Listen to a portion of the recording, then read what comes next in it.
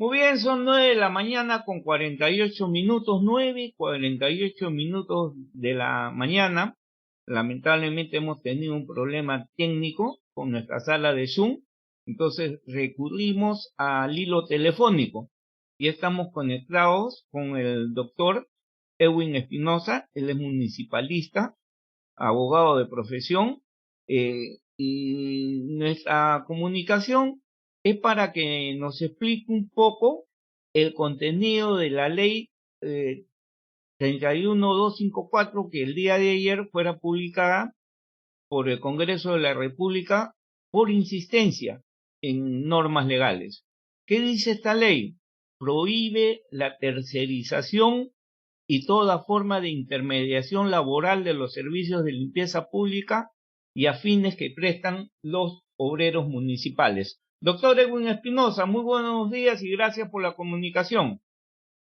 Oscar, muy buenos días, sobre todo saludarte muy fraternalmente contigo, un periodista de cajón, como se dice, que hace campaña total en lo que es la prensa independiente. Muy agradecido por tu atención y yo siempre atento a lo que tú me preguntas, como en este caso. Lo que ahora está la interrogante es muy buena la tuya, Oscar, con respecto a lo que se dice a las municipalidades. Con efecto, la ley número 31254 es una ley que voy a empezar por el último. Lo único que está haciendo es regularizar la situación laboral de cientos de miles de trabajadores municipales, en este caso obreros de limpieza pública. ¿Por qué razón, Oscar? Te lo digo directamente.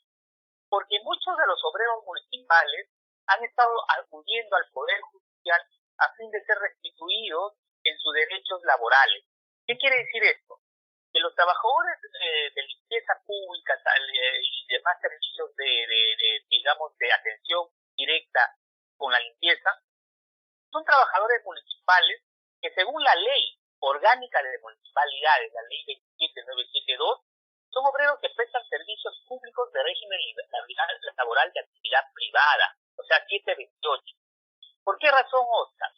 Porque muchos de los obreros municipales han estado interponiendo demandas judiciales para restituir su labor y su permanencia laboral en las municipalidades.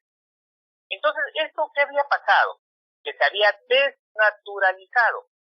¿Qué quiere decir la desnaturalización? Es decir, se había cambiado del cauce, que si bien hacían limpieza pública, se ponían el uniforme verde o azul, depende de la jurisdicción municipal, se ponían ahí que decía municipalidad de tal X o Y, o San Juan del Urigancho, el RIMAC, Jesús María. Sin embargo, ellos no estaban en la plantilla de la municipalidad. Es decir, ellos estaban en una tercerización laboral. Una tercerización laboral que, por supuesto, era por una empresa privada. Es decir, ellos pertenecían a la planilla de una empresa privada, pero más no de la municipalidad distrital o provincial. Entonces, esto ya había redundado en varios juicios, y uno de los juicios más, elaborados en este aspecto fue una casación laboral, donde en la casación laboral número 7405 del 2018, es decir, hace más de 3 años casi, se había dado por fundada la demanda que habían emitido unos trabajadores municipales con respecto a su desnaturalización de contrato que había vertido con la municipalidad de La Molina. Entonces, por lo tanto, esta casación declaró infundada la casación interpuesta por la municipalidad distrital de La Molina. Y desde ese momento, muchas personas han acudido al Poder Judicial y les han estado dando el beneficio que corresponda.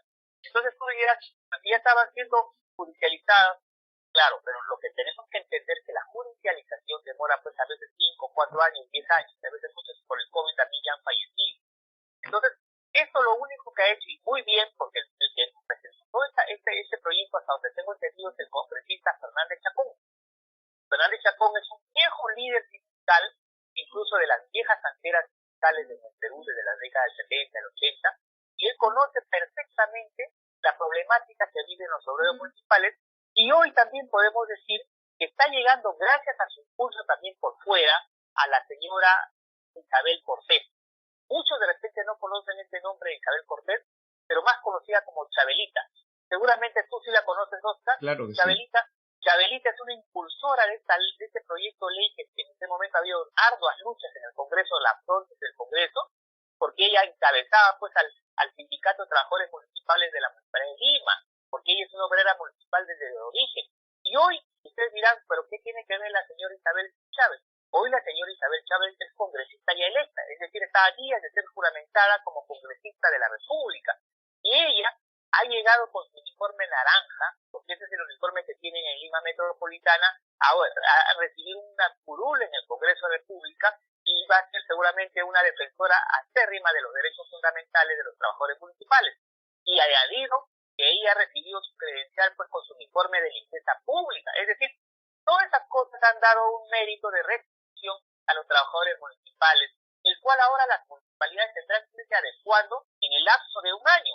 En un lapso de un año, la ley les ha dado un mandato que tienen que adecuarse. Es decir, si tienen contratos vigentes, pues tener que ir ya terminando esos contratos y a la postre, si no, ir a un trabajo de transacción o conciliación con las empresas a fin de que en un año puedan adecuarse a esta presente ley.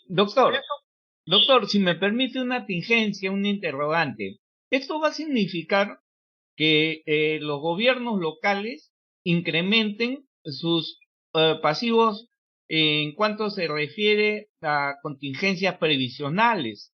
¿No es cierto? Y todos sabemos la crisis económica que vive el país. Y uno de los principales problemas de los gobiernos locales es que no están al día en el pago de sus obligaciones previsionales. Entonces, ¿qué es lo que puede suceder? A ver, muy buena pregunta, Oscar, pero también tienes que saber, o sabemos todos, que las municipalidades son entes recaudadores. Son entes recaudadores, o sea, tienen una autonomía en la recaudación de tributos en lo que corresponden a la sanidad o a lo que corresponde a la limpieza pública, a los gastos. Es decir, tiene que mejorarse el nivel de calificación y el nivel de recaudación tributaria en las jurisdicciones distritales y provinciales. Pero, doctor, las municipalidades, 60-70% de morosidad tributaria, ¿cómo la van a hacer? Claro, pero también tenemos que pensar que para eso está pues acomodar adecuadamente las leyes y sobre todo los reglamentos para ver cómo captar mayor recaudación, porque ojo, el servicio no puede parar.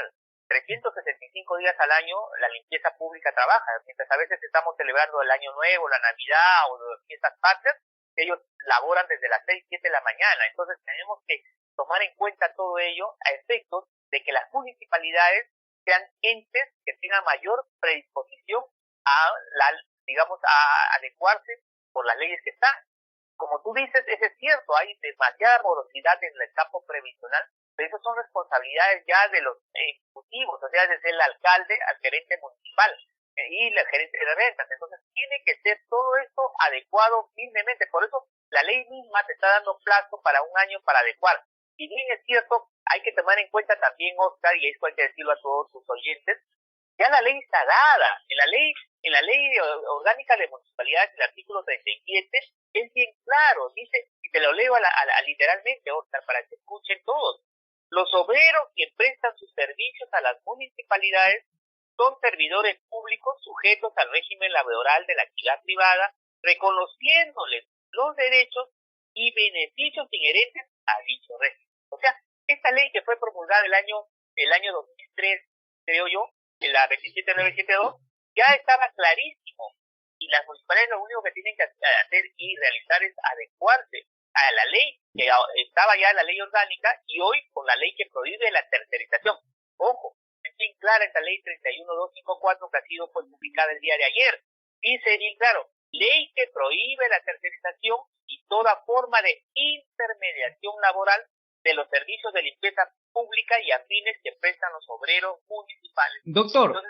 Doctor, ¿y qué va a pasar con los contratos de concesión de limpieza pública? Contratos, por ejemplo, de recolección de residuos sólidos, un barrido de calles, mantenimiento de parques y jardines, donde las municipalidades suscriben un contrato de concesión pero en este caso los trabajadores son obreros de limpieza pública. Claro. La ley también está dando, en esta disposición segunda, está dando pues un mecanismo de salida para lo que tú preguntas, ¿no? Porque es muy interesante, porque muchos incluso pueden ser despedidos ya, ¿no? Para evitar casualmente ello, pero no, la ley ya lo ha cerrado, ya la ley dice bien claro, te voy a leer para que tomemos en cuenta, dice, protección, segunda disposición complementaria de la ley, dice, segunda, protección contra el despido o cese de actividades.